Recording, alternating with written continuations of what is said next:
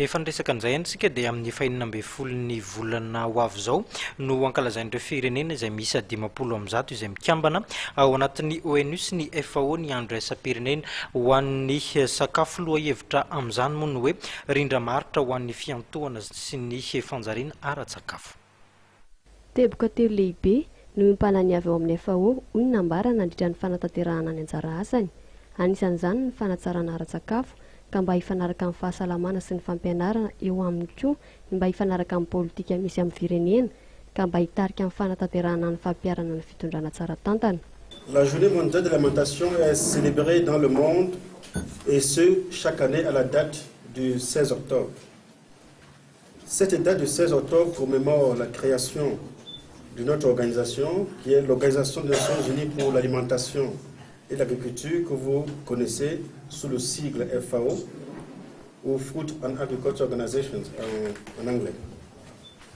En effet, la FAO aura bientôt 68 années d'existence et elle est présente à Madagascar depuis maintenant 52 ans.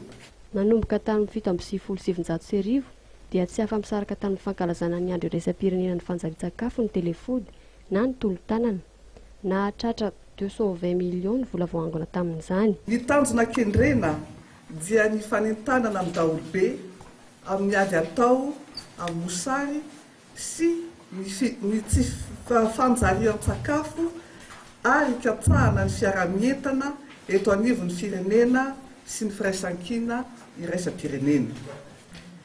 Rindra-maharitra ho an'ny fiantohana sy fanjariana ara-tsakafo no loha-hevitra entin'ny vondrona eo anivon'ny firenena mikambana misahana ny fambolena sy ny sakafo mankalaza ny JMA amin'ity taona ity. Nanomboka amin'ny taona 770 dia tsy afaka nisaraka tamin'ny fankalazana ny andro maneran-tany momba ny sakafo ny hetsika Telefood izay fiarahan'ny entana eran-tany ankalazaina amin'ny endriny maro ary natao indrindra hanangonam-bola mba entina amantsiana tetikasa madinika ho fanohanana ny famokarana toy ny fambolena, fiompiana sy ny hazan-drano.